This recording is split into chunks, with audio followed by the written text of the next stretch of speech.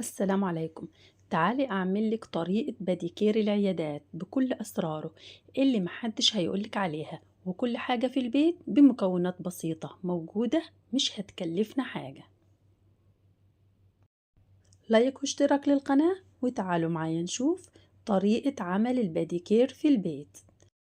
أول حاجة نجهز الماسك ده: 2 معلقة جليسرين، زائد نص معلقة خل أبيض، زائد عصرة ليمون، زائد نص معلقة فازلين، زائد نص معلقة كرباميد.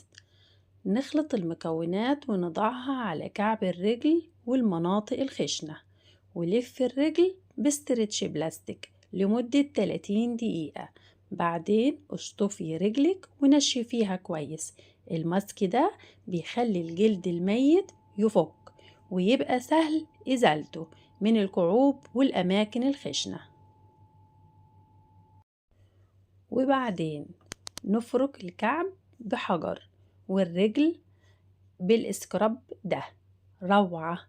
معلقة قهوة، زائد معلقة ملح خشن، معلقة فازلين.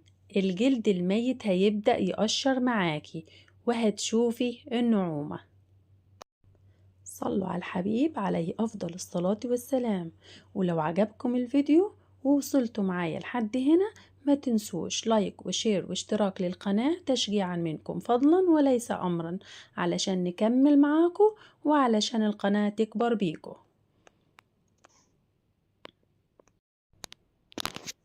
نشوف الخطوة اللي بعد كده: ماسك الترطيب العميق. هنضيف زبادي زائد نشا، وهنطحن الكركديه، وهناخد بودر مطحون للكركديه.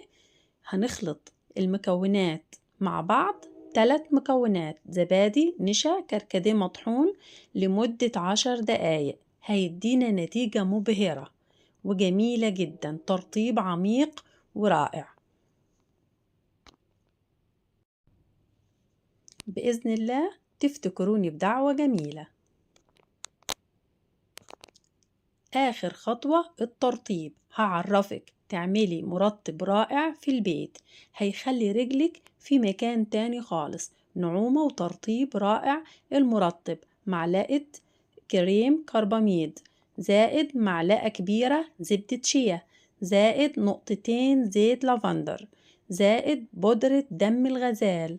ترطيب عميق ونعومة فائقة، وكمان لون وردي للكعبين.